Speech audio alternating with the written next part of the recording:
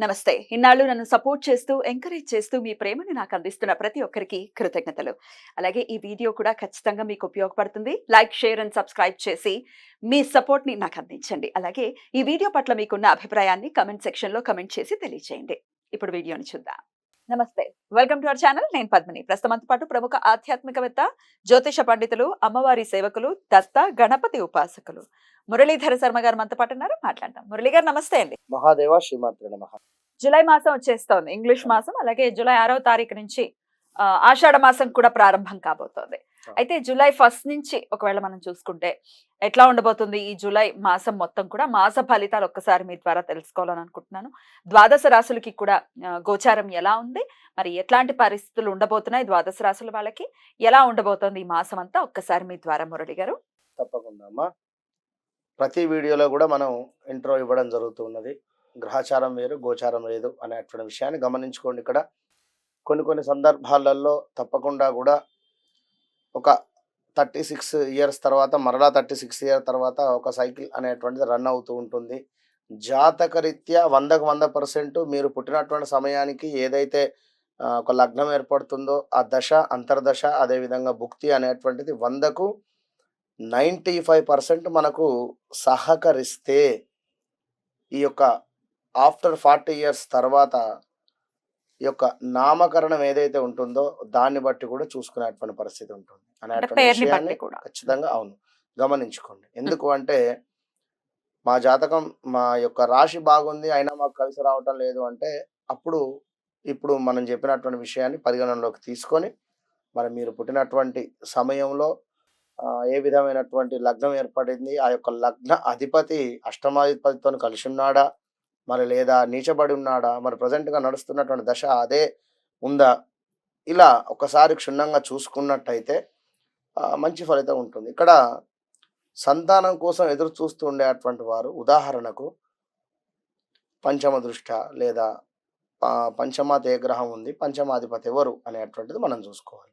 మరి ఆ దశ నడవనంతసేపు కూడా అయ్యో మాకు పిల్లలు కావటం లేదు, పిల్లలు కావటం లేదు. ఇప్పుడు తులారాశి వారు ఉన్నారు, వారికి 8వ స్థానంలో గురువు రన్ అయ్యేటువంటి పరిస్థితి ఉంది. గురుబలం తక్కువ ఉంది, వారికి ఇప్పుడు పిల్లలు అయ్యేటువంటి ఛాన్స్ చాలా తక్కువ అంటున్నాం ఇక్కడ. కానీ వారి జాతక రీత్యా పంచమ దశ అంటే పంచమాత ఉన్నటువంటి గ్రహము ఈ యొక్క దశలో కానీ అంతర్దశలో కానీ భుక్తులు కానీ నడుస్తూ ఉన్నట్టయితే వారికి కొన్ని రెమెడీస్ కానీ ఈ విధంగా మీరు ఉన్నట్టయితే మంచి ఫలితం ఉంటుంది అనేటువంటి విషయాన్ని చెప్పడం జరుగుతుంది. ఇట్లా అన్ని జాబ్ రిలేటెడ్ కావచ్చును, ఒక వివాహం రిలేటెడ్ కావచ్చును, మనీ రిలేటెడ్ కావచ్చును, కోర్టు కేసులు కావచ్చును. కోర్టు కేసులు దేనికైతవి? 8వ భావంలో చంద్రుడు కావచ్చును లేదా కుజుడు కావచ్చును. ఇట్లా కొన్ని గ్రహాలు ఉండడం చేత మీ జాతకం అయితే ఇబ్బందులు ఉంటాయి. లేదా మీ ల్యాండ్ కబ్జాకు గురైంది అనుకుందాం. ఇట్లా 1, 2 ఏది ఏమైనప్పటికీ కూడా మీ యొక్క డేట్ ఆఫ్ బర్త్, పుట్టిన సమయము బట్టి దశలు, అంతర్దశలు, భుక్తిని ఒకసారి చూసుకొని ముందుకు వెళ్ళినట్టయితే మంచి ఫలితం ఉంటుంది. మరి యొక్క ఆషాఢ మాసానికి సంబంధించి మరి యొక్క జూలై 1వ తారీఖు నుండి 30వ తారీఖు వరకు కూడా మరి యొక్క ద్వాదశ రాశులు ఏ విధంగా ఉండబోతున్నాయి అనేటువంటి విషయాన్ని యొక్క వీడియోలో క్షుణ్ణంగా కూడా తెలుసుకుందాం.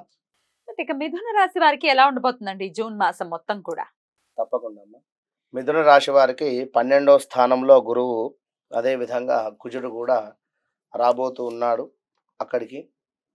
కనుక మరి యొక్క మిథున రాశి వారికి ఈ యొక్క జూలై నెలలో చక్కగా కూడా ఆషాఢ మాసంలో మరి ఎట్లా ఉంది అనేటువంటి విషయాన్ని చూసుకున్నట్టయితే చేయు వృత్తులందు అధికమైనటువంటి శ్రమ, అంటే చేసే పనిలో ఎక్కువగా కూడా శ్రమ ఉండేటువంటి పరిస్థితి, కుటుంబపరమైనటువంటి వివాదములు కొంత ఏర్పడేటువంటి పరిస్థితులు గోచరిస్తూ ఉన్నవి. మీ పట్టుదల వలన కొన్ని ఇబ్బందులు ఎదుర్కొనేటువంటి పరిస్థితి ఉంది.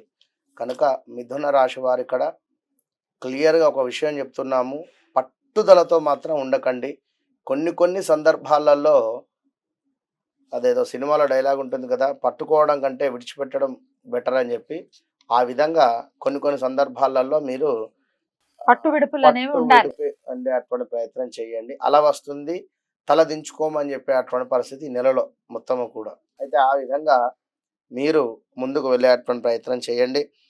ఇంకా చూసుకున్నట్టయితే అసందర్భ ప్రేలాపనలు అంటే సందర్భం లేకుండా మాట్లాడడం కానీ, నలుగురు మాట్లాడుతూ ఉన్నా మీరు ఆ మధ్యలో వెళ్ళి మాట్లాడినా, లేదా మీ మాటకు ఈ నెలలో విలువ లేదు అనేటువంటి విషయాన్నయితే గమనించుకోండి. ఇదొక్కటి మాత్రం గమనించుకోండి. శక్తికి మించినటువంటి పనులు చేసి కృంగిపోవుట, మన కడుపులో ఎంతైతే ఉందో అంతే భుజించే అటువంటి ప్రయత్నం చేయండి. ఎంత పడుతుందో అంతే. అక్కడ ఎట్లాగూ బంతి భోజనం అని గానీ, లేదా ఏదో భోజనాలని చెప్పి కడుపు నిండా కుక్కుకొని వచ్చినట్టయితే ఇబ్బందవుతుంది. అసిడిటీకి గావచ్చును, శ్వాసకు ఇబ్బందవుతుంది అనేటువంటి విషయాన్ని గమనించండి. కనుక ఎంత చెట్టుకు అంత గాలి అనేటువంటి విధంగా మీ మాటకు ఎంతైతే ఉందో అంత మట్టుకే మాటిచ్చి ముందుకు వెళ్ళండి. విన్నారా? ఇంకా చూసుకున్నట్టయితే ఎందుకంటే ఆ విధంగా మీరు మాట ఇయ్యడిప్పుడు తప్పకుండా పలానా సమయంలో మీకు రూ. 1,00,000 తీసుకువచ్చి ఇస్తా అంటే మీకు ఒకవేళ ఆ సమయంలో మనీ అడ్జస్ట్ కాకుంటే సెంటిమెంట్ వస్తువులు అక్కడ ఇజ్జత్ కా సవాల్ అనేటువంటి విషయం మీద ఏదైనా బంగారం తాకట్టు పెట్టడమా, లేదా ఏదైనా వస్తువులు తాకట్టు పెట్టడమా, లేదా కారు అమ్ముకోవడమా, కారు తాకట్టు పెట్టడమా, ఇలాంటివి పెట్టి మరి అక్కడ డబ్బులు కట్టేటువంటి పరిస్థితి ఉంటుంది. అప్పటికి మీ ఈగో అమ్మయ్య ఓకే డబ్బులైతే కట్టిన వస్తువు పోతే పోనీయండి అనేటువంటి ఆలోచన అయితే ఉంటుంది. అట్లా కాకుండా ఉండాలి అంటే బాగా ఆలోచించి ముందుకు వెళ్ళండి. విన్నారా?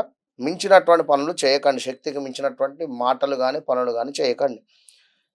ఇంకా చూసుకున్నట్టయితే సెంటిమెంట్ వస్తువులు అమ్ముకునేటువంటి పరిస్థితి ఉంది. జాగ్రత్త. చేసినా కూడా ఏ పని చేసినా కూడా బాగా ఆలోచించి చేయాలి. పొత్తు వ్యాపారం ఎవరైతే చేస్తూ ఉన్నారో వారు చాలా నష్టములు ఎదురు చూసేటువంటి నష్టాన్ని పొందేటువంటి పరిస్థితి ఉంది కనుక బీ కేర్ఫుల్.